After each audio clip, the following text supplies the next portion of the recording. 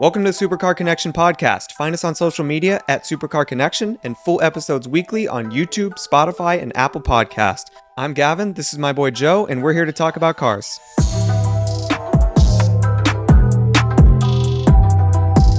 Welcome back. We got a special little addition for you guys. We're sitting in these track chairs. There's a good reason for that. We're here today with Rob Hastings of Grid Partners. Rob started Grid Partners not too long ago, but it's a super cool company, and he's going to tell you all about it. What's Grid Partners? How did it start? Why did it start? Tell us all about it. Grid Partners it's where we are. It's this business that I started last year here in Van Nuys in central LA. Not central LA, but centrally located in LA. Mm-hmm. Grid Partners is a store. It's a showroom store for track safety related parts and track car, consumable parts. Which explains the seats. That's what it is. So, yeah. Right. Seats, helmets, harnesses, safety gear, Nomex fire extinguishers and fireproof underwear and yeah, everything in between, like all of it. A literal one-stop shop for everything course track related. So why did you get into that? Well, good question. It just kind of came about organically. I've been into going to the racetrack with my own car for like about 9 years. And the more I did it, the more I got into it. It's really fun. It's like just extremely fun. And so over that time, I went through different cars, different track cars. I built different track cars. I'm a bit of a hoarder. And so I amassed this collection of, old broken track cars. You got to piece them together, make them work one way or another. And so my wife one day was like, "Hey, why don't you find a place to go put all this shit?" Because I had them parked all over the house. I'm tired of coming in the garage. I can't even walk. Looks like a junkyard out literally. Here. And so that's when I got where we are now, this warehouse that we're in, just to stash all my car crap. But in having this space here and all of the old parts and stuff that I had bought over the years and just kind of, if I wasn't using it, put it in storage, and the cars, I'm really into modding cars, as I'm sure you guys could tell looking around. So, I've got a bunch of stuff here, and then friends who knew me or knew that I had this stuff here would reach out and come over here and like sit in different seats before ordering a seat for their car, so they could figure out what fits them. So just, after enough of that was going on, I was, thinking about like, they're coming here because there's nowhere in LA that has this stuff to go try out. There's no store that has all this stuff. Sound like Foot Locker. It's like crazy. I mean, to me, it was a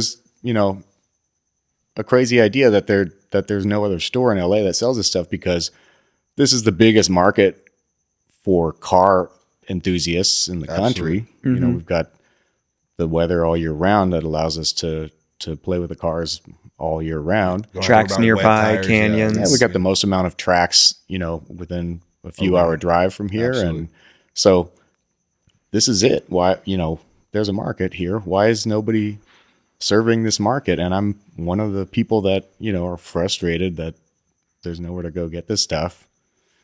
So that's kind of how, I thought to myself, I've got the space here and I've built up some knowledge, over the years. Might as well open some accounts so my friends could come and just, get their seats here.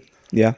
And then that grew into, well, why don't, there's nowhere to buy wheel studs. There's nowhere to buy racing oil or brake pads or helmets. You got to try on the helmets, and being a procrastinator, as we all probably are to a certain degree.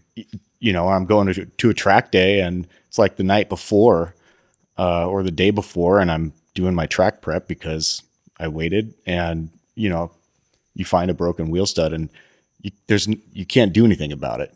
If you order it online, I mean, maybe they'll overnight it, and so you'll get it in a couple days. If you're lucky, yeah. But there's nowhere to get that stuff, and so just thinking about all of those experiences that I've had and all of the things that I've needed to get same day that I couldn't get, I just decided to, have them in a store here in LA in stock.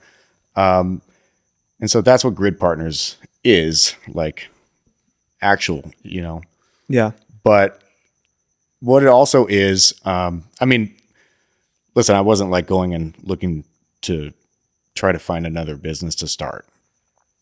I'm busy with everything I've got going on already, right? But I'm so into this stuff that it just kind of happened, and I was excited to It do makes it. work fun to a certain degree. Yeah, but more than that, I mean, it's not. So I get so much out of going to the track. It's like exhilarating, tons of adrenaline, but it's relatively safe.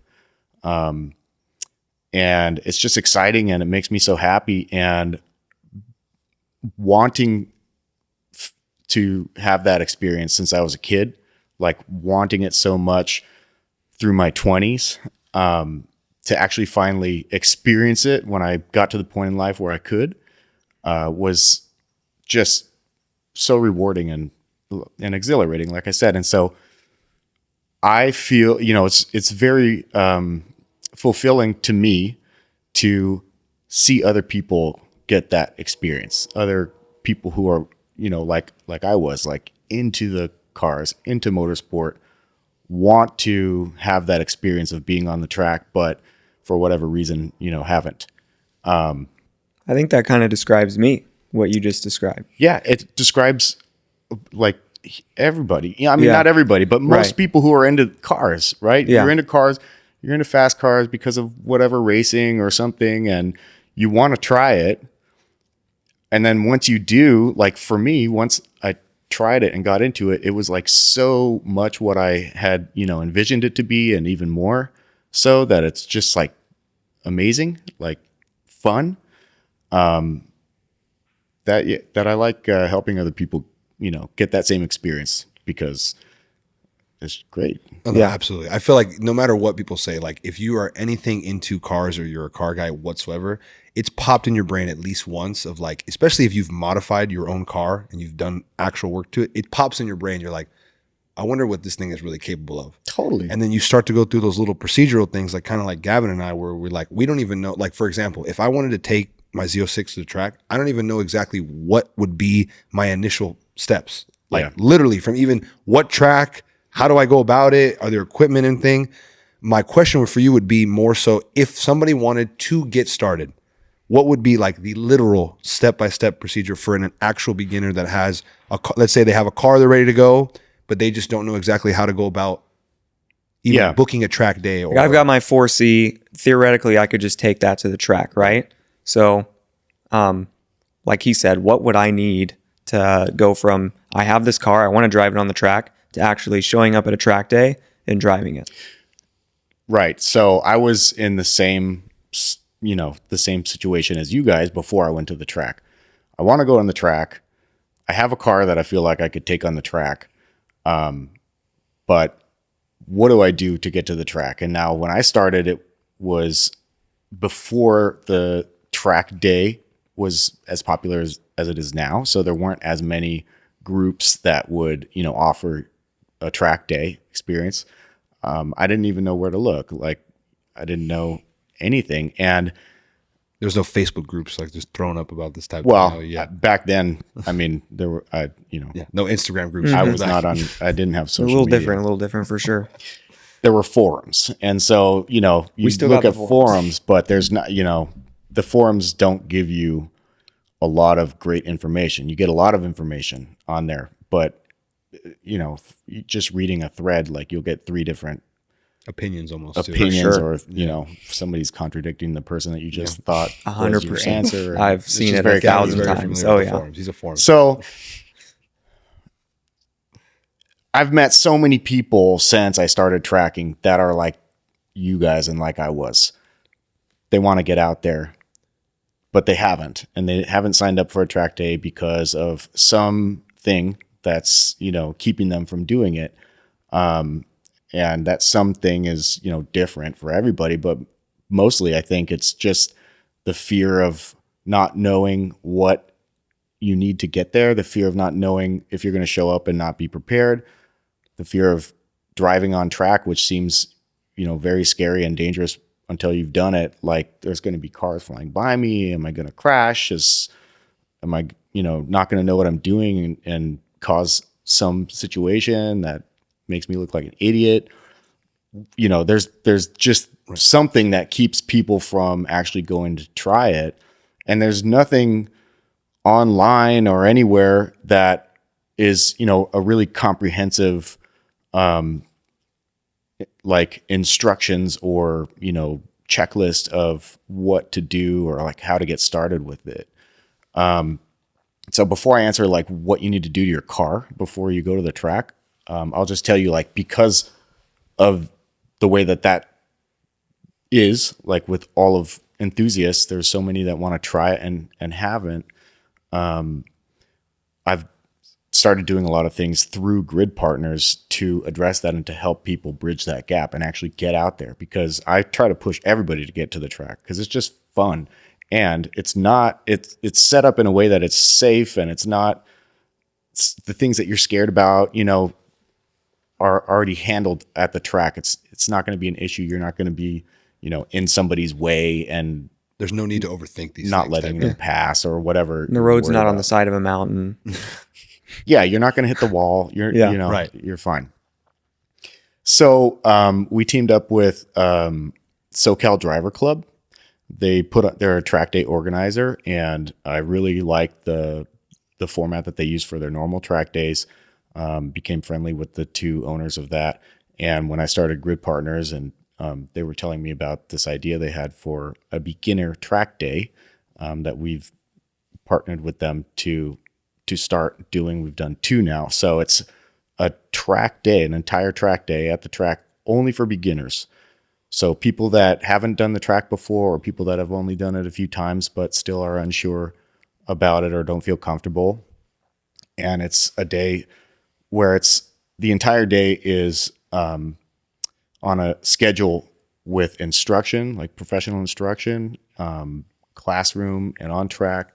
You go back and forth and you learn different things, and the instructors are professional instructors, and they're so good.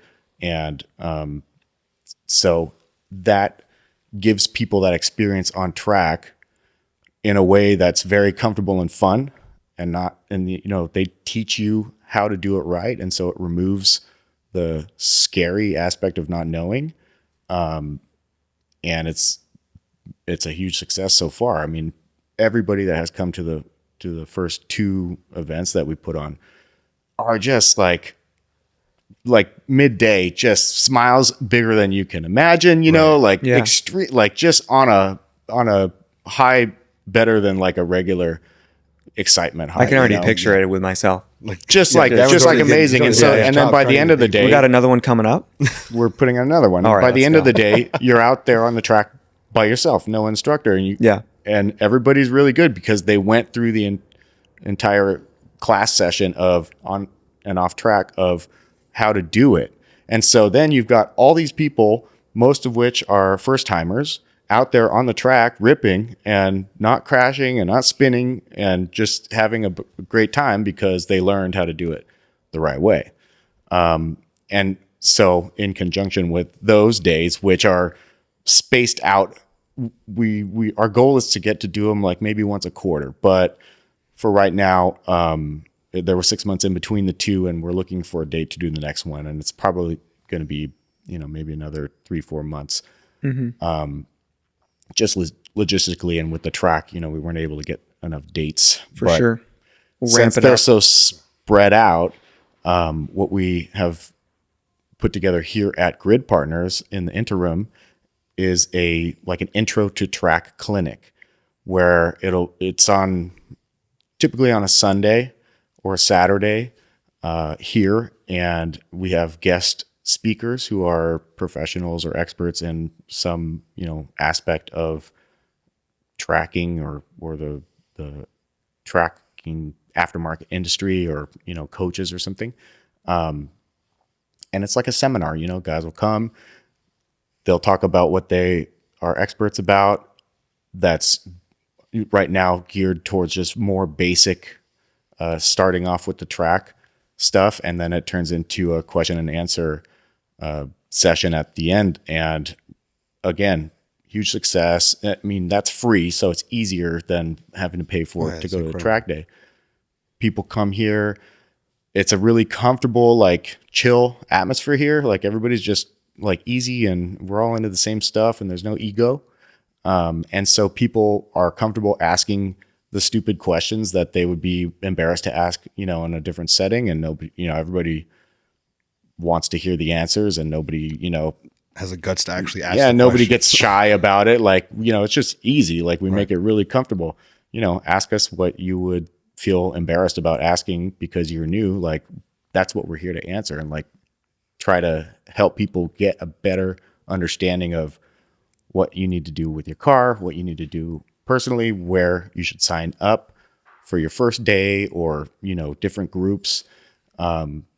Just really working at making this be the place that you go for information about getting started in tracking. Physically here, that's what we're doing. And the shop's open every day, and we welcome, like, it's not a place that you come to just, buy something off the shelf and go. And it's more like we're just a bunch of car guys, and we have this stuff here. Come hang out, Literally talk about motorsports, talk about cars. I've got a lot of experience with the Porsches and BMWs, modifying them and tracking them. So people come and they want to talk about something related to that, and how once you start talking about this stuff, you can go on. Of course. it's like a glorified version of what we're doing right now. Yeah, We put a sim racing simulator in here. The idea there is so that people, we've got all of these different seats on display. And so Literally, if you can't, people you come tell. and, you sit in a seat on a bench, you kind of get a feel, but that doesn't tell you how it's going to feel when it's in your car. Yeah, and right? then especially too, you have momentum and everything in between. That adds to a whole. I mean, just sitting like you are right now, that's not how the seat is in the car. No. And so all of these seats, we made so that we could swap onto the sim. So any seat that somebody's interested in, they can actually sit in it driving a car on a sim and get a better feel, if it hits their arm when they're shifting, or if there's a pressure point, or if they're comfortable still in a driving position. But since we have the sim, it's open here for people to come and use, because not everybody has a sim or has access to a sim. Like access to, and it's a decent quality. I'm not into the sim, so I don't really know the technical aspects, Right. but we got one that's good. And so it's more of that, it's just like, come hang out. It's like an interactive experience. Yeah. We're Just like, come hang out. you break the barrier between walk around the garage and look at the cars, come here and, you want to ask about a helmet or anything bullshit. And if you buy something cool, and if not cool, like it's just no pressure. We're not like here to sell you something. Yeah. It's more like we're just trying to be here to provide value, like provide give support. back, give something to the car community. Yeah. Yeah. Well, that's awesome. That's definitely the coolest mission. So Literally. to answer your question, I mean, it depends on what car, right? But just say you're either one of your guys' cars. They're both stock or relatively stock. Relatively. So you have a car that's, a performance car or a sports car, and you want to try it on track, like a 4C or a Corvette or an M2 or a Mustang or whatever. All the new cars these days, or most of them, are insanely fast, just, stock components. stock and capable. They can hang on a track day. I mean, you could take your car on the track. I would get it inspected first, and at minimum swap out the brake fluid with a higher rating brake fluid. And you could take it on the track. Don't mean to cut you off, but when you say inspected, go in a little bit about the details. When you say like inspected, is that like an inspection? Just check to make sure the car's in good condition, or the track requires an inspection to pass certain Okay. regulations? Good question. So when you sign up for a track day, every group that does this, they want you to get your car tech inspected. So you take it to a shop and they'll put it up on the lift and they'll check the brake pads and the brake rotors for the pad life. And, if the rotors are cracked, they'll check the brake lines, they'll check the fluid, they'll check that there's nothing loose or, broken in your suspension.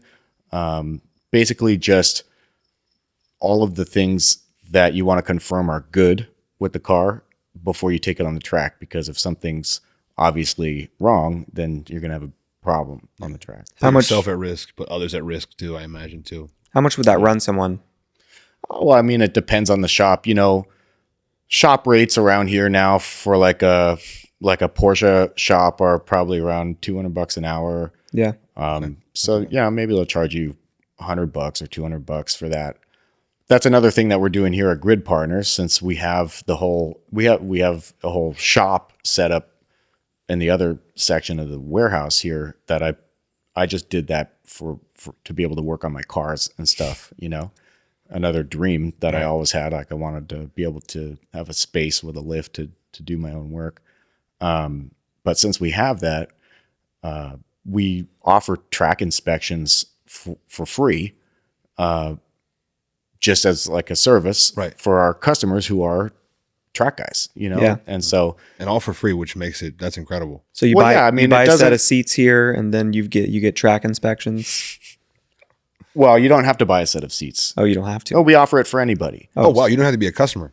Well, potential, I guess. Right. Potential, obviously, right? Potential customer. I mean, but the idea is, we're here already, and we have the ability to do the inspection, and we have the lift and everything, and so there's no cost for us to provide the inspection. I mean, we're not fixing your car; we're just telling you what's wrong with it. So at the end of the day, you're just trying to lower the barrier of entry into the track days. Yeah, and so if you are going to a track day, literally, and you want to come here and get your car inspected, and while that's going on, you can walk around here and look at stuff. Maybe you need something, then you're a customer because you're going to buy something and it's here. You're like an automotive charity. If not, if you don't buy something, cool, but at least you came here and got to meet everybody and kind of get a feel for what it is. And the next time you hear somebody talking about needing a helmet, you'll think like, oh, hey, go check out Grid Partners because they're cool and they've got stuff there. Literally. Like I feel you're going to build, like I feel like a lot of the automotive industry comes down to like a lot of like nickel and diming for things, and like I have to cover these costs and do this. Like the fact that you open the doors with not only trying to break the traditional retail center where it's like more of like a storefront and a customer versus like you're trying to make like a whole interactive experience, on top of the fact that you add value for free, like those two things alone, when it comes to anything automotive related, they're very rarities, especially here in Southern California too. Yeah. Especially here. Well, and there's a reason for that. I mean, businesses are open to make money, right? Ideally. And space here in LA is premium, like expensive. Mm-hmm. So it's difficult to not charge for, everything that you do, because small and a lot of these companies are small businesses. Yep. Small businesses, they're not cash cows. No. Contrary to what people think, most business owners are working for less money than they're making at their job, and they're working more hours and they're taking on more stress, but the freedom they have, they're in control of their life. But it's not, business owner doesn't mean that somebody's like rolling in the cash. And so they have to charge and they have to, make money in order to stay in existence. And that's where we're a little different, right? Because I didn't open this business to benefit myself. I'm not like, I don't need income from this business. The business doesn't have to focus on selling, which makes it more comfortable for the customers. I think it's going to build more trust with the customer base, because we're not like here trying to force people to buy expensive something. Yeah. And actually, most people that come in here and they are looking at the expensive option of whatever, end up trying to like Almost help them downside. save money by getting something that's cheaper, Right. but it's going to meet their needs. Yeah, you just want to get them which on is- the track. Yeah, right. So it's just here to help people and not here to take their money. And so that's why it's a different experience, I think, than what you're used to and what, every other business is essentially Literally. set up like. Literally every other business. I think even just the idea of the chairs, finding a place where you can sit in all of these chairs. It's like, I know it's not on the camera, but like down the wall here, there's Like most 15. like every track chair you could. I mean, I'm sure I don't want to exaggerate, but lots of different track chair options. Literally. I've never sat in a tillet seat before, and this thing's pretty snug. It feels good. I could definitely rock this. You could live to a in track that. day. You look like you can really live Yeah, in that would fit in your car well. It hugs would me. match your It hugs car. me like, and Yeah, because the carbon fiber tub in his car and literally the carbon fiber seat, this thing would be incredible. And swapping these out for those 50 pounds chairs that I got I'd feel that difference as well. Especially in your car too. Your Yeah, 4C 100%. because of how light it is. Yeah, If I took one chair out and just slapped this in the driver's seat on a track day, I would for sure feel the difference. absolutely. But yeah, you can come in, you can sit in any of these chairs and give them a try. And unless you know someone with like track chairs in their car and you go and try theirs out or something like that, you're probably just ordering blind on the internet and hoping Yeah, I for mean, the best. I for years would just order blind and cross my fingers. Yeah. And with seats, it's difficult. If you get something that doesn't feel comfortable or it doesn't fit or something, and you want to return it, that's hard to do. It's a big ass box, and so it's like hundreds of dollars to send it back that you just wrote off, or if you tried to install it and it didn't work, now you can't even return it because once you thread a screw, it's not returnable. It's done, And so now you have to go list it on Facebook Marketplace or the forums and deal with that, which is just a hassle of everybody asking questions that aren't even like related to the seat, or offering you $200 when you're asking for $1,000 or something. This kind of looks like it would go right into my seat brackets too. Low key. It You're- seems like the same you're literally- mounting points. He's talking himself into the No, being I a know. I potential don't. customer. Like I don't need to literally. do this. Let's just get to a track day first. Yeah, get to the track day first. be- So, I mean, this has been the longest answer probably of any question, but No, but I love it. I would say, if you have a car like one of yours, you can go and do the track right now. If you want to make some changes to make it a little more fun on track, I would upgrade the tires and the brakes. And upgrading the brakes just means brake pads, potentially rotors, brake lines. If they don't have stainless lines, change to stainless lines, and the brake fluid being a racing type of brake fluid. Yeah. And that's it. Just Helmet. You need a helmet, or can you rent helmets at the track? You can rent helmets at some tracks, but I mean, Yeah, I Right. wouldn't- Kind of gross. I don't know. yeah, you get sweaty. Yeah. especially that I just know grosses me helmets. out. Helmets they're kind of expensive. Yeah. Yeah, They have so a shelf life too. kind of. If you're competing, then yeah, dates are going to be important. But if you're just going to the track day, then So you can have like an expired helmet yeah. for a track day. that doesn't matter. Oh, nice. Entry level auto racing helmet that's not just garbage is about $300 to $400. So it's not cheap, but right. but it's not crazy. And if It you're all depends on who you're talking to. right, 300, it's nothing Everything for is somebody, relative, a lot for someone else. yeah, and everybody from every socioeconomic classes into this hobby absolutely. sport thing. Absolutely. So the helmet, you have to have a helmet. Yeah. Potentially, there's rental helmets, which is a gross idea. Fair. Helmet is something that I would suggest most people get for themselves because you want it to fit right, you want it to be comfortable, and have it only be your own breath. Yeah, I can't even imagine that. But you touched briefly on some of the modifications that you would suggest doing to an intro car day. Yeah. What would a price tag on something like that run for someone that wants to get, like, for example, just those simple Sure. brake So modifications? keeping your stock wheels and upgrading the tires to something stickier. depending on The car, the obviously, the size what it comes with. of Yeah. the tires can range from like $1,000 to $2,000 for the set. for tires. Yeah. Some cup Brakes. Yeah. Brakes, again, it just depends on the car and the size of the brakes and stuff. But say you're just upgrading your brake pads, keep your stock rotors. A good set of track pads is gonna be probably like around $400 to $600. Brake lines are cheap, $50 or something, and brake fluid, it's not Nothing crazy. Yeah. no, but yeah, I mean, the tires make a huge difference. If you go out with your car and whatever stock tires it has, they're going to get overwhelmed by the heat that gets built up. And, it's going to be real slippery out there and not much grip. How about like a Pilot Sport 4S? Is that enough or still no? You need cup So twos? that's kind of what I was thinking, like a PS4S, you'll maybe like have a good first session and then they're Fall gonna- off. Yeah. If Starting to if you're waver at that pushing point. with your car and like heating them up and hitting the corners hard and stuff, they just won't last. And they won't provide as much grip as you're going to want like on the track. Track tires are like 200 tread, where the PS4s are, I think 300, 330, something like that. Mm-hmm. Oh, so yeah, pretty big difference. 200 tread wear tire. So it's a lot stickier. It's going to wear out faster.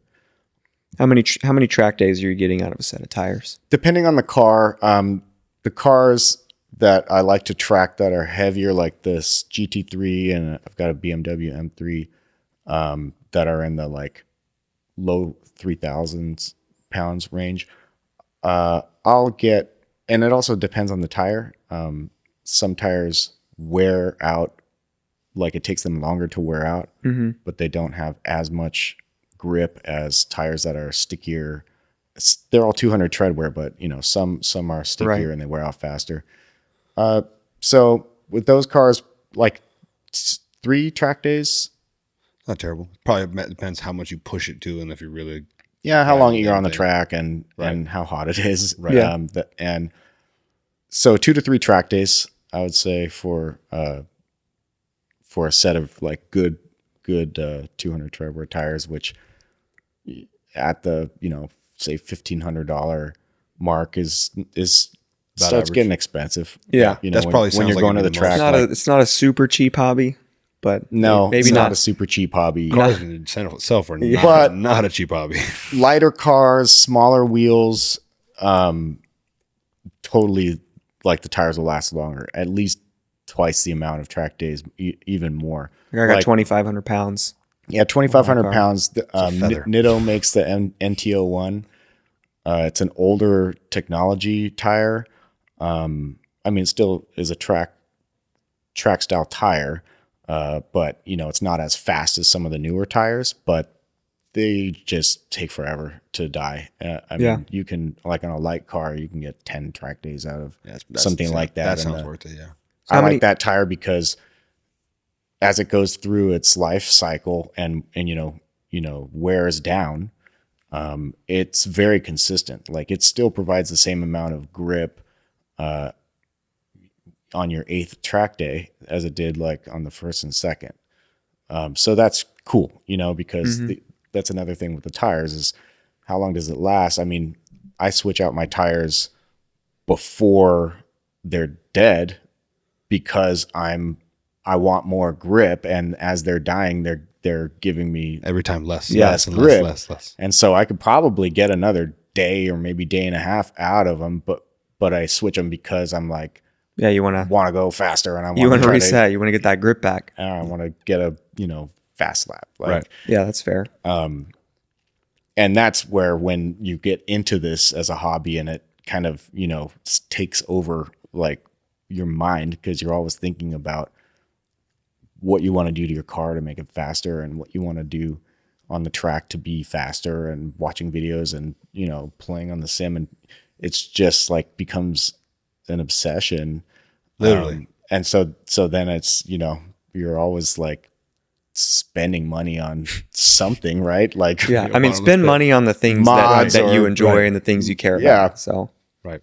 so Now, so Robert, it gets expensive. yeah, that part I can only imagine. Anything car related is usually an expensive hobby. I feel like Yeah. people underestimate how quickly some of these expenses can really kick up. Yeah, man, it's yeah. yeah, especially I ripping don't, through tires keep and brakes. Literally. But what the question that I do want to ask you, and I think I'm trying to, I want to word this question very specifically because I feel like this answer could go like in a million directions.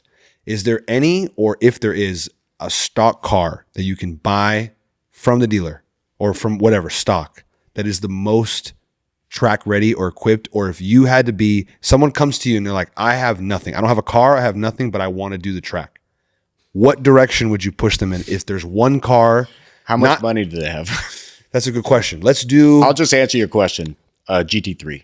GT3. I mean, if they have money, like a lot of money, and they want to do this, that car. I mean, I wouldn't suggest somebody get started at the track in a GT3. Let's do this. But Let's do you it. want to buy a car, you want to buy any stock car out there and kick ass on track, GT3. GT2. That's kind of what I felt like you were going to say. I want to do this one question.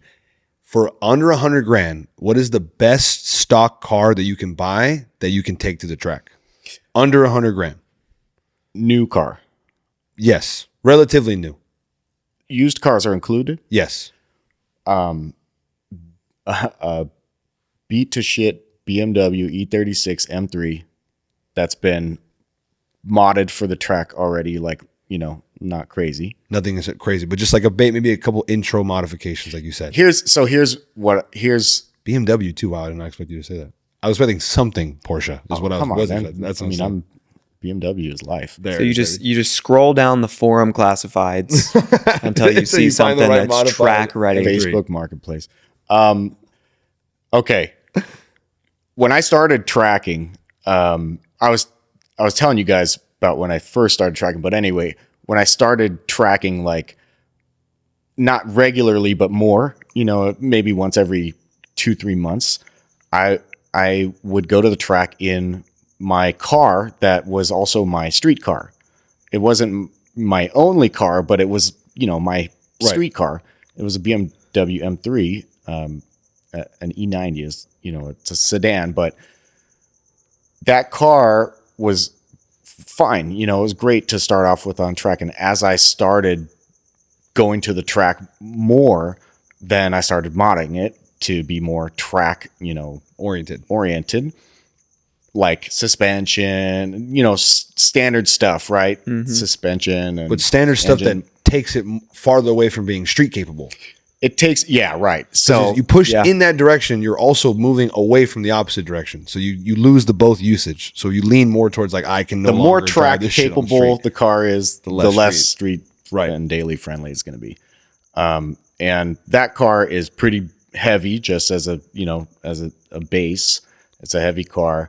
I did the mods to make it start handling better, but it's still full interior, no like roll bar, Right. anything like that. Or any of these bad boys yet or nothing like that. Yeah, so I got to the point where I was going to the track, started getting faster, and I don't want, in my mind, like, I don't want to ruin this car by crashing it or screwing it up, and so, like, worrying about my car, like, I have to drive this home, I want to drive this tomorrow, like, it kept me from pushing on the track or from, like, advancing. And that's when I decided to build just a dedicated track car, and I built it out of an old shitty BMW, made it a really capable and fun car, but I didn't care about the car aesthetically. And that, just making that step allowed me to have so much more fun at the track, because now I can go and I can really push. And if I screw up, I don't care about the paint. I don't care about, a scratch or anything like that. And being able to, like, release that inner, thinking of, I don't want to screw up the car.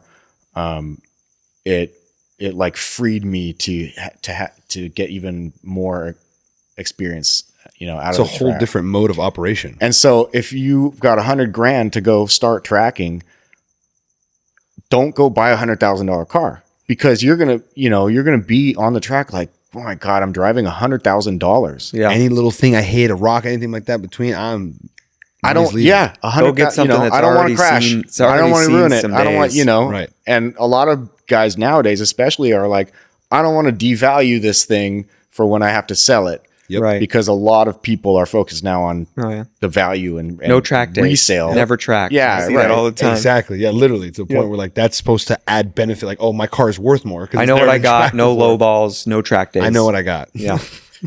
So the GT3 is, in my estimation, like the best stock car, factory car, if you want to go to the track.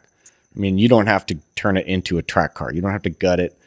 You don't really have to do anything. I mean, I think it even comes on Sport Cup 2s. So I think those that's you what, can yeah. take at the track, change them out after they burn out to something better. But, Right.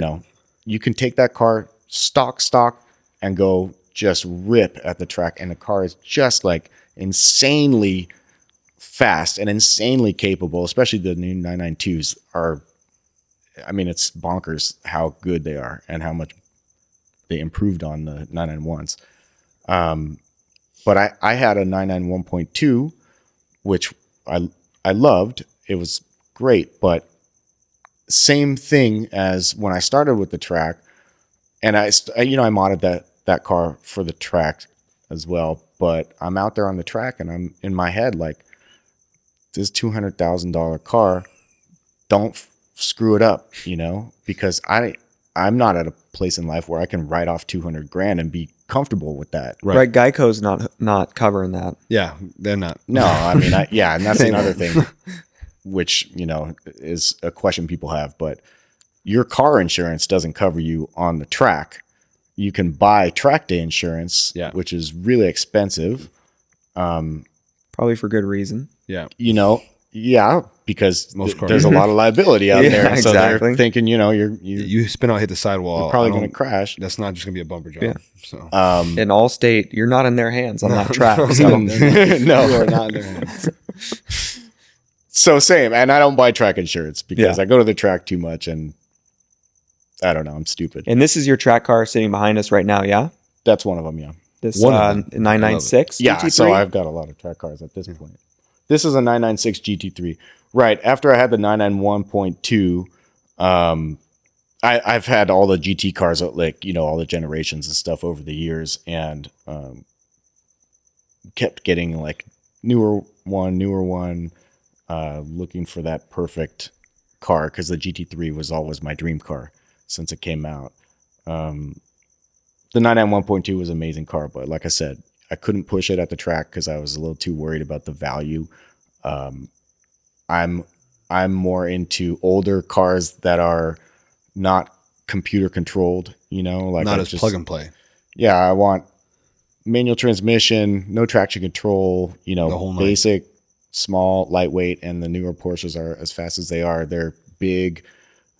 They don't feel as big as they are because they handle so well, but they Especially still are comparative, yeah. big, and you've got everything's digital computers. And They just get a little bigger every generation. They do. Like Yeah. Boyle and the Frog. so Literally. I went back to, I've had a couple 996 GT3s over the years. And so I went back to this platform and just decided to make it perfect for what I wanted out of it, with mods and stuff. I've heard a lot of great things about the 996 generation. Yeah. Is from the from the driver standpoint. What's your favorite thing about this one specifically? Well, I've always been a fan of the 996 cars. They were the ugly duckling for so many years because of their headlights and their shape. They got a lot of flack for the egg. It's the 996.1s had orange like reflectors in the bottom, and so it looked like runny eggs on the Right. headlights, and everybody hated them, and I was like, they're great. I mean, the 996, it's so close to the air-cooled Porsches in the size and kind of the feel. It's just like a little more modern Porsche. which is fantastic. You know, Porsches have their own character with the rear engine, and just throughout the years from you know, the Porsches from the 60s until the late 80s, they're all they feel very the same when you drive it. And then even when you got into the later air-cooled ones, you know, there's still that Porsche feel. That Very unique feeling. Yeah, very no one car of one has. feeling. You either And like so the it 996 or you don't like it. is just a more modern version of those cars. You can feel the evolution. You know, they're a lot easier to live with because they're water cooled and they're just a little bit more modern. The interior doesn't look modern. If you keep, you know, the radio and stuff, it looks very dated. And so On I the think track, that probably doesn't matter. right, too that much. turns a lot of people off to the car, but Because you're not turning the AC on in the middle of the track and everything in between. So no, this car actually still, I retain the AC, but Oh, nice. I don't use it. But now 996s are becoming popular, Yeah. which is warranted. I mean, they're great cars and they're light-ish and just fun, and you know, you get that Porsche experience. What does this car weigh in at? Do you know? I haven't weighed it, but it's probably around like 3,100 pounds. Yeah. Around there. do you mind walking us through the modifications that you did to this to make this like? Because I imagine you probably took this and you're like, I'm gonna make this thing like what I want to curate. The for the first the first GT3 that I ever bought was a 996 GT3, and it was stock. And it was my dream car, and it was a dream come true when I was able to finally buy one. And I was so excited, and then when I got it, I was like underwhelmed. It just wasn't nearly what I expected from all these years of, you know, thinking about what a GT3 was. a little underwhelming. Underwhelming. And at that point, I had already had a bunch of other cars, mostly BMWs, that I had modded a lot, you know, and made them great and fast. So the stock 996 was just not, you know, wasn't it, right? I was like, man, doesn't sound that great, and it's not that fast, and it understeers, and oof, like that sucks, you know, like I Right. thought this was going to be my dream car, and it's just not. Especially for being a Porsche that's supposed to be handling immensely and everything in between. And you're saying it even understeers, which is surprising to me, to be honest with you. Right. So that's right. That's just an inherent part of the way that most Porsche, you know, 911s drive. And you can change the way that they drive. You could, you know, fix, but it takes just the right suspension mods and stuff. And so with this car, it's not, it doesn't drive like a typical 911. It doesn't, the front end doesn't wash out in hard cornering. It doesn't snap oversteer like you've heard that all 911s do. You know, once you lose that back end, it's gone. Right. Which is true in a lot of them, you know. But this car is just dialed with the suspension, and so I can slide it around corners, With no problem. and I don't have to worry about it spinning. I've actually never spun out in this car, which says a lot because I've spun and crashed everything. So this car, yeah. So to make it a little bit faster or feel faster, it's a stock GT3 motor, stock everything. It's just got forged rods, so there's not an issue. These cars rev up, you know, to Pretty high high RPM, so yeah. just, you know, no issue with breaking a rod or bending a rod at the high RPM. But stock motor, stock transmission, but it's got a cup car, like a Porsche racing cup car, a ring and pinion, which shortens the gear ratios a little bit. So the stock car gear ratios are pretty long. Yeah. You want a lot quicker, so you can. So it's a work little the quicker, gears, makes it feel faster, makes it feel like it's accelerating faster. It's got a Porsche Motorsports LSD, which helps the way that it corners and handles tremendously. Like that makes a huge difference. It's got aftermarket suspension, you know, which is a normal thing that people, you know, will swap out the stock struts to a coilovers. So this has Moton suspension with remote reservoirs in it, and it's adjustable, 2 ways adjustable. The stock control arms are good. Those don't need to be replaced, but the connection points, changing those to like monoballs instead of having rubber in there helps with making it like more precise. It just eliminates some of the slop. I just can't believe how Porsche bones this thing still is. Like, I feel like most people, especially, I mean, from my perspective, granted, I feel like everyone has their own perspective. Like, when you talk about modifying a car for the track specifically, whether it's like you say, racetrack or even for drag in some scenarios, you remove a lot of the actual stock bones to put aftermarket ones. But in this one, you've actually kept a lot of the still Porsche bones, and you've very done much little still. tweaks. It's got most of the interior still in there. I changed the seats, but It just needed little. I left the carpets. I left the door cards. I didn't gut it like race car style. Just needed The motor little tweaks. itself, it's a stock motor, but it's got an aftermarket intake runners, like intake. It's got a bigger throttle body and aftermarket intake runners made by Dundon Motorsports, and then it's got a full exhaust from them as well. So I've done like essentially the bolt-ons that you would do, and it's got a tune to maximize the efficiency and the increase that we get from the bigger throttle body and all the other stuff. So it's a little bit more power than it was stock. Sounds fantastic. I can only imagine. Yeah, removing the stock headers and the stock muffler setup, which is pretty quiet. And these Mezger motors, as everybody knows, they sound insane like when they're uncorked, and they sounds good, goes bonkers. Goes a little better. Driveline, just some changes there, with the gearing and the diff, and the shifter. I changed out the stock shifter to CAE, which is like a higher shift lever. Yeah, so it's easier for you. shifter. As soon as you're coming, you can get right back on the steering wheel. I can. I don't have to reach so far to shift. Yeah. Because I feel like those are the little intricate details that most people don't even realize. Like the value of having that type of shifter where you have it where you're driving, especially making quick decisions, stuff like that, to be able just to snap your hand here versus even having to go lower here can change the way that you respond on the track. Yeah. So when you start getting faster on track, then things like that make a difference, like how fast you can shift and get back on the steering wheel.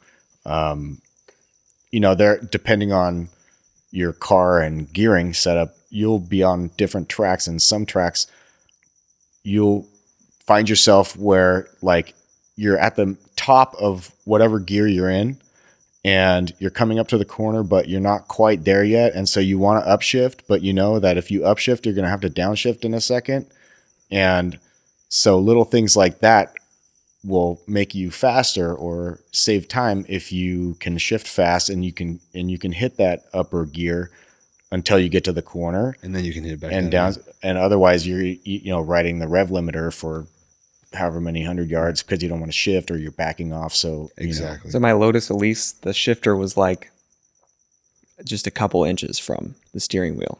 You were like here, and it was just it was almost made ideally. I mean, they did it. Yeah, they did that on purpose. It was.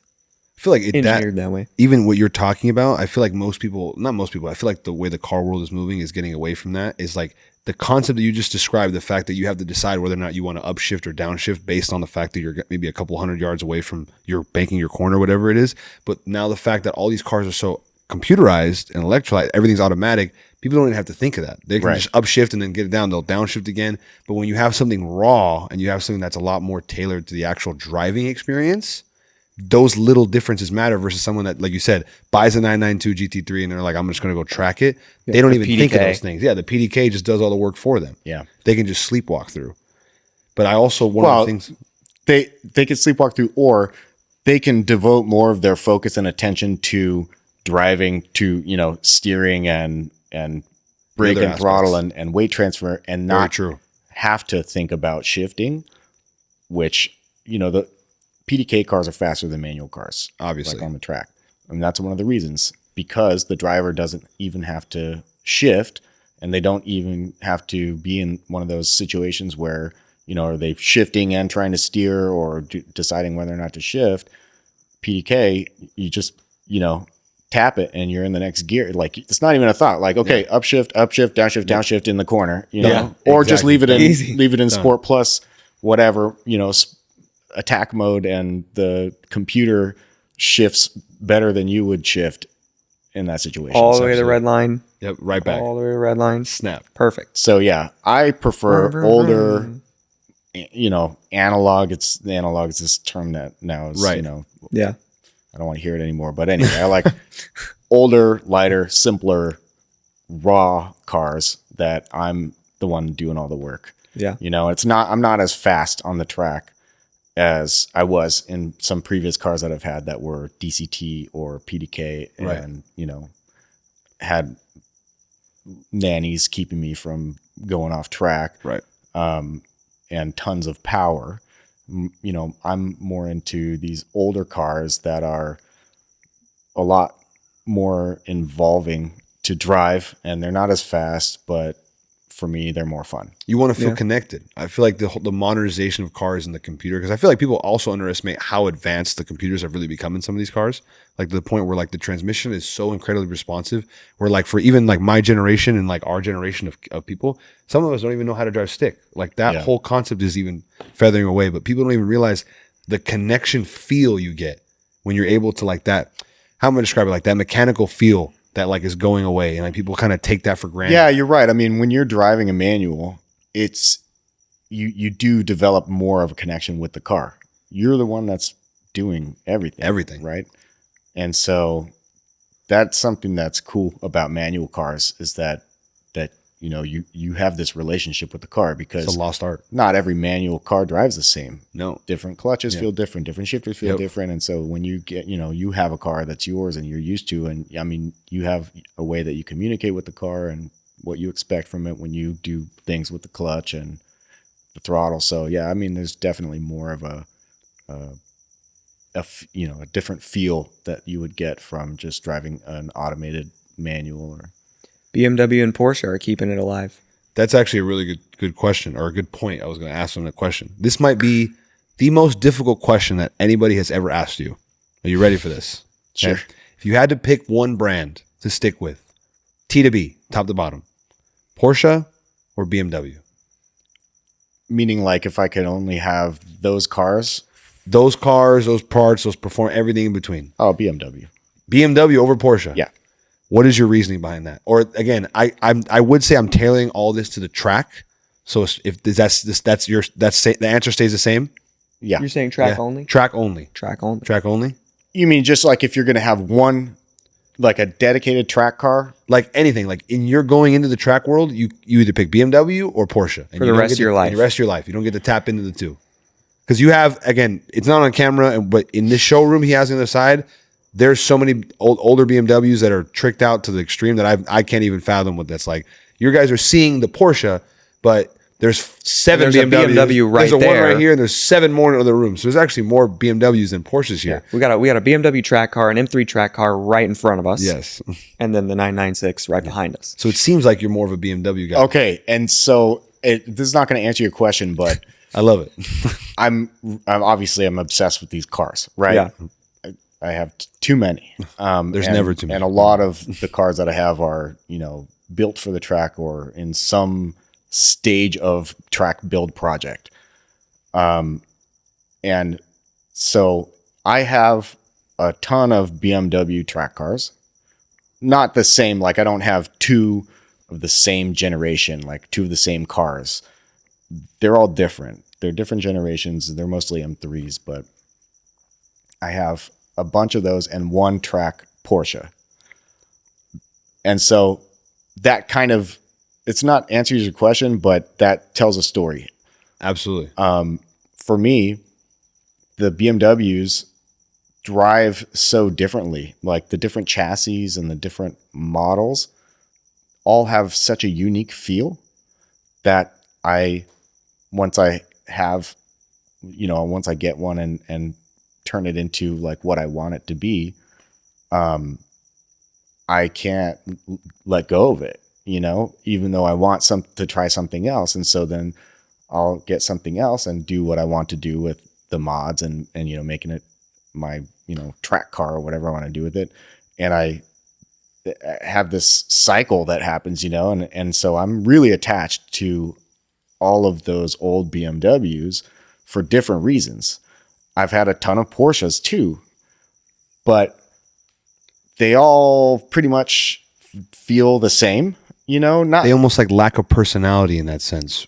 oh man, I wouldn't say they lack a personality, because you're going to get a lot of hate from that. But I've gotten we've gotten plenty of Porsches have personality. We've gotten lots of Porsches hate. have personality, but their personality, it just feels like the same personality. It just matures as the generations get older, right? Yeah. So for me, like, there's no point in having this track Porsche and another track Porsche, because they're like very, they feel the same, like very similar. Yeah, they almost tweak like one or two things, and So I don't, same I model. don't see the reason in having two, because I'm going to get everything I want out of this. Right. But with the BMWs, it depends on like what track it is, how I'm feeling, which car I want to bring out, because they all have a different, character, and they all drive a little bit differently, and I love them all for different reasons. And so, I mean, if I was just gonna, it's tough to not just say Porsche if you're talking about like a track car that you're just gonna stick with forever, because the Porsche is just so much like fun, and it's fantastic on track, and the experience there is great. And I've been into Porsches since I was a little kid. I love the heritage, I love the design, I love everything about Porsche. Mm-hmm. But if I say BMW, then do I get to keep like 10 track cars, that I can play with? Absolutely. Instead of just one? Absolutely. Yeah. Absolutely. So for me, and I'm different than, almost everybody. People think I'm crazy, when I tell them like I would, if I had to keep one car, it wouldn't be this car. We're talking about the whole brand. So I'm sticking tap with into BMW because of that reason. Because I could stick with BMW, and I like having not just one singular experience. Right. I could have all of those different. I keep these different cars flavors. and have a different experience. You can have Baskin Robbins, 31 flavors. Literally. The reason why I asked that question and why I think your answer is so significant is because from our experience talking about, again, supercars and different echelons of cars, stuff like that, one thing we've always come back to is a lot of people that watch this always idolize Porsche for being whatever it is that they seem to set out that the people believe that they are. And I feel like a lot of that goes into the track performance of them. So like we talk about all Porsche models, whether it's a GT3, Turbo S, some of the base 911s, in comparison to other supercars. And a lot of the reason why people try to justify it being the Porsche being the car that it is because they go, well, look at the track time, look at this, look at that. And then coming from someone that's so deeply ingrained in the track life, and you even still would pick BMW over Porsche, says a lot. And even comparison to the viewers that are watching this that think of Porsche as this moniker that's like insanely over the top and everything between, and it's dedicated for the track. Yeah. But how often do you take a Porsche street car to the track? Even someone that has a modified 996 GT3 would still pick BMWs over it. So that's why I kind of take it. That's such an unpopular opinion. It is. No, trust me. I probably get the most hate on the internet for having some of the most unpopular opinion that, and in all reality, I'm not the biggest fan of Porsche. Because again, for me, I like driver experience. I like the way the car feels on the street. I'm not a track guy, as you know. And a lot of these things, I've driven the brand new Turbo S, the brand new GT3. And for me, when I drive it, it just, like you said, it's a lot more computerized, and it doesn't give me any feel for it. Like I was talking about personality. Yeah. For me, those cars are lifeless. Like there's nothing that gives me that feel of like, I feel connected to the car. Yeah. It literally feels like Joe calls Porsche lifeless every single episode. And I'm sticking to that brand. And I'm not saying that your answer was like solidified anything in between, but I think it's very interesting because obviously you love the car still. I mean, right. And I know you love the moniker too. I'm not. I love the car. This is my favorite Porsche ever. This one here, Yeah, 996 GT3. I mean, I've never driven a Carrera GT. That's a car that I think I would. that might raise that. That might be the only one that might raise some questions. This is my favorite one so far. We got to get Robert in a GT then. We got to make that happen. Then. No. Well, I've made enough poor decisions. We've been going for a while. We'll probably wrap it up here soon, but there are still a couple questions I want to make sure we ask. One, so this is going to should be pretty simple questions. How often do you go to the track right now? Would you say around? Well, once a month. Once a month. Mm-hmm. Where do you usually go? Button Willow. Yeah. Most of the time, all the time. Most of the time. So the tracks that are close, like easiest, are Willow Springs. Well, that's the most popular one that I hear. It's like an hour away. Yeah. Easy. Button Willow is like 2 hours away. Okay. And up north? Up north. And we're in Van Nuys, California, if everyone wants to know geographically speaking. We just talked about the Auto Club Speedway in Fontana. It just got shut down. That one was another close one that was fun, but is gone. And Chuckwalla is past Palm Springs, heading east. But that's a little further. It's like about 4 hours. Is Thermal private? Thermal's private. So Thermal's closer than Chuckwalla. Mm-hmm.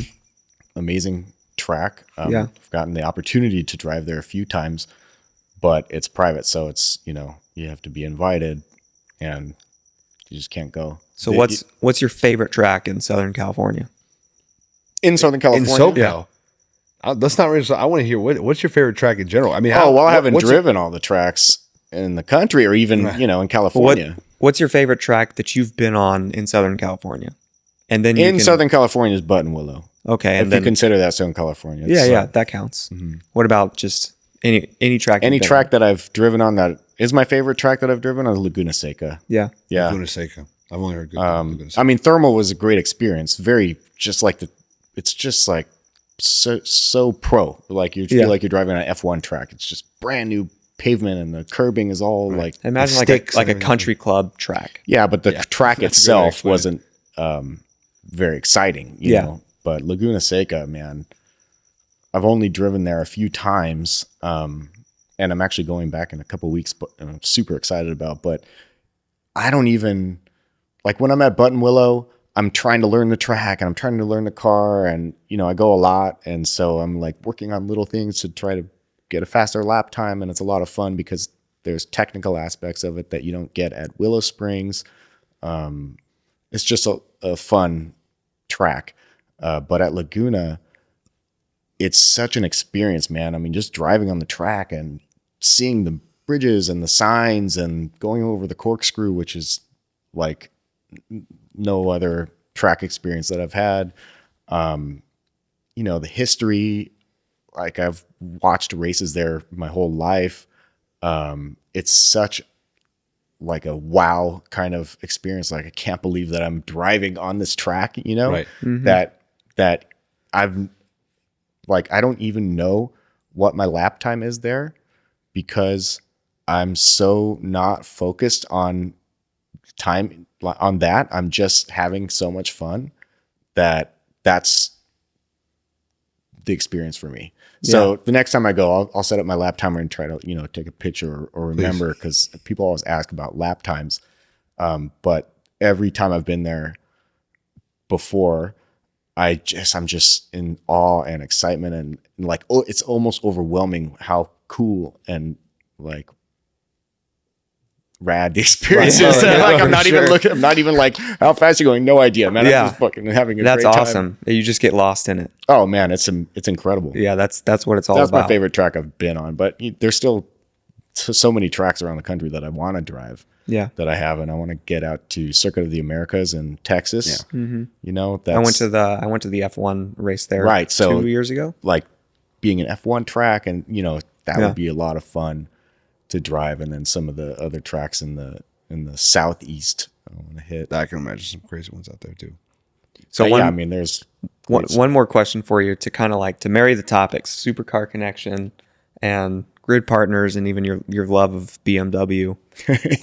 Not supercars. Why do you? Yeah, but that's the question. Why do you think BMW has never made a supercar? Because Audi came out with the R8 and it was a huge hit. What a great question. Put a mid-engine, V10, and I know that they're kind of partnered with Lamborghini, so that helps. But like, We've talked about it before, like a BMW supercar. If they really made like a mid-engine supercar, that seems like it would be really cool, first of all. Yeah. And probably an amazing driving experience. Yeah. Why do you think they've never given that a go? Yeah, man. And if they did, would you be interested? Well, I can answer the second part of the question easy. No. No, because Robert, I don't. Part of the reason that I'm not really into supercars is that they're just so expensive, and they're so like overly capable that what we talked about earlier, the only place that you can take something that's that capable and actually like have fun and explore the limits is on the track. Very true. Right? Like if you're driving any supercar on the street, you just can't do anything, never. Because to push that car means you're going way beyond legal, like safe, reasonable speeds. Yeah. In the canyons, same thing. It's dangerous out there in the canyons, and you have too much power. You have a car that's gonna can go 150 miles an hour like that. You might get urged to try to explore that, and it's not the place, man. It's too dangerous. Way too dangerous. And so you have this car that is a supercar or a hypercar, and they are insanely capable that you can't have fun with unless you're on the track. So you go to the track and you've got a $500,000, $1 million car that you want to push the limits. But what I said before, even in my $200,000 car, it's like, oh man, I like, this is cool, but I don't want to give it all because, because you can go off. And I mean, not even like talking about wadding it into a wall or something, even just to take a car that expensive and go into the dirt or mud and like have it get screwed up like that. It's too much of like a hold back, on the experience. So for me, I'm not into them because what am I going to do with it? You know, like I'm not into the social aspect of like flashy, like look, like status symbol, right? Like look at why most people would even intro to buy a supercar almost. I feel like that's sometimes supercar. It's like a status thing. Yeah. Like, you got have this is my validation. Or right. Like you've done something to allow you to, you've had some success or something, and you're like showing people why you should give a shit about me. Right. Like I'm, I've got this thing. Me, no, right? I'm in a hole here in Van Nuys, and I've got a junkyard of old cars, which are super special to me, but my favorite color for all of my cars are white. This car is kind of flashy with the wrap, but I only did that to try to draw some attention to Grid Partners business in general. I'm like low key, fly under the radar. Right. Don't look at me. I'm just out to have fun. And so supercars, not it. But why hasn't BMW built a supercar? Man, I don't know. They have the racing car, the M1 from, back in the day, their original car that they made a road going version of, which was like kind of equivalent to a supercar back then, if you're considering like Ferrari and Lamborghini. Right. I would definitely consider that a supercar back then, but just in the modern day. Since then, you're right. They came out with the i8, which was kind of like, is that going to be? No, it was not. Doesn't count. That's kind of why we asked the question is because like you said, the i8 and my i8 should have been. Yeah, exactly. But well, they styled it like a sports car. They styled it, and they just And then they came out. They discontinued the M6, and then they came out with the M8, and everyone anticipated that the M8 was going to be that break into supercar territory. And I feel like they even under-delivered with that car. Yeah, what is that car? Oversized M6. It's a huge. That's kind of what it is. Exactly. It's a huge coupe. It doesn't know what it wants to be. Insanely fast. Yep. Like they have got the power down now with their turbocharged V8s and stuff. It's super fast, super capable. But if you want a sports car, why you don't want a huge car. I don't. No, not at all. It's almost like you said. Like they have the performance down. Okay, they're known for luxury to a whole other degree. It's like they have all the tools that would be needed to make something that would compete in that space, but they deliberately choose not to. The fan base too. The fan base, it's like almost like they know their clients. It's like it's a layup. It's a layup, exactly. And then they all just they have to do is just do it. And then they make the XM SUV. Yeah. Well, they made the new. They've just released that car that's a CSL. I think it's an M4 CSL car, right? Oh yeah, the comp or whatever it is, like the I know what you're talking It's about. not a comp. No, it's like a throwback to the. I know what you're talking about. But that like that Batmobile they're only making 3.0 a couple of CSL. them, right? Yeah, it's And that was like $1 million limited or production, something and it's crazy like $1 million. that. And so it's priced like a supercar, but it's an M4. Yeah, that's just a collector car. Yeah. Yeah, it's a collector car. Yeah. It's so that's what they're doing. They're not making supercars. I don't know. I mean, you've got Ferrari making supercars, these McLaren and stuff, and they're racing Formula One and they're racing, top end FIA racing series, and that's kind of like what's driving the production of those cars, and vice versa with the racing. And BMW's not, like, they are more geared towards like touring style racing. Lamborghini doesn't do F1. Yeah, Lamborghini's They're racing. kind They of just- like an oddball, right? Like, Yeah, they just make they just make the are cars. they? I got beef you know, with Lamborghini right now too. It's a whole different thing. I just they're not racing. no. They make supercars. Yeah, that was never their What thing. are they doing? Yeah, they're more image based now. Yeah, but Image. Yeah. They're loud, they're beautiful, and they are fun. that's it. Yeah, I mean, they make some incredibly cool and capable cars, but what do you do with it? It's very true. You gonna race good. it? Absolutely. Anyway. Yeah. Yeah, I don't know, man. I don't know why BMW doesn't make supercars. To be honest, I kind of dig that they don't, because they are the ugly duckling or the black sheep of the whole branding thing, Right. because they don't. Yeah. And to something that you said earlier, I meet a lot of people with BMWs because I have this connection with BMWs, and I meet people through cars that way, and a lot of people with BMWs who haven't had a Porsche or something else, their goal is to get to a Porsche. And it's the Right. same way with other car brands. We've talked about that. as It's well. like, and people put Porsche on that pedestal of that's the ultimate for a track car. If you have anything else, that's what your goal is. You want to get to a Porsche. And that's where, I have like a contrarian type of perspective and opinion about that, because I've had both and I would keep the BMW. But people aren't, especially people who haven't had a Porsche, they don't think that way. They don't even think that could be true. That's blasphemy. Porsche Right. is the ultimate. Yeah. They'll be in the comments, don't you worry. No, 100%. And so that's kind of like also why I think I like that aspect of BMW, is that it's, the underdog, but properly set up, Overdog. like some of the cars that I've got, you can go out there and have just as much fun and be just as fast as a Porsche.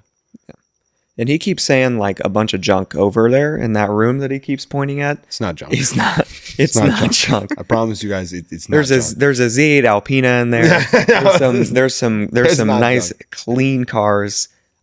So yeah, he's just being modest about some of the stuff over there. Absolutely being modest, There's yeah. some insane stuff. No, over there. you guys with BMWs know they're junk. The old ones, pull your door panel off. Shout out and George at buttons Corsa fall Galleria. off. Oh man. Anything Man. else? I think that's pretty much it. Honestly, Robert, you've been a one of a kind. That answer Really? with BMW really was a perfect one for me. Yeah. Yeah. To conclude You made everything, Joe happy with that for literally, sure. that made it for me. I was like, yeah, because I have a whole thing with the Porsches. But in conclusion, if you guys are looking to get into anything track related, you got a one-stop shop here at Grid Partners, located in Van Nuys, California. We'll put all the information in the link. You guys can hit them up. We'll eventually throw all the information out for the beginner car meet or the beginner track day. We would love to honestly participate. in Well, I that was just too. going to say, so you guys, now that you've come here and met me and know what this is about, are going to have to come out to the track Absolutely. and get the experience for yourself. Yeah. Hopefully Sure. we'll see a Supercar Connection times Grid Partners track day coming soon. Grid Partners is on social media. Yeah, Grid Partners is on Instagram at grid.partners. Go find Grid Partners. On social media and online. check it out. Come in here, see the showroom, sit in a couple of the chairs, especially if you're looking for a chair. This is probably the best place in LA, maybe California, to try out a chair. And like we said before, free track day inspections here. So even if you don't need anything, but you want somewhere you know you can get a free inspection, you might stop by and find something that you didn't even know you needed. So there you go. Yeah. Yeah, thank you so much for coming on. 100%. This was great. Thanks for coming, guys. Always. That's a wrap for this episode. Tune back in next week. We're out.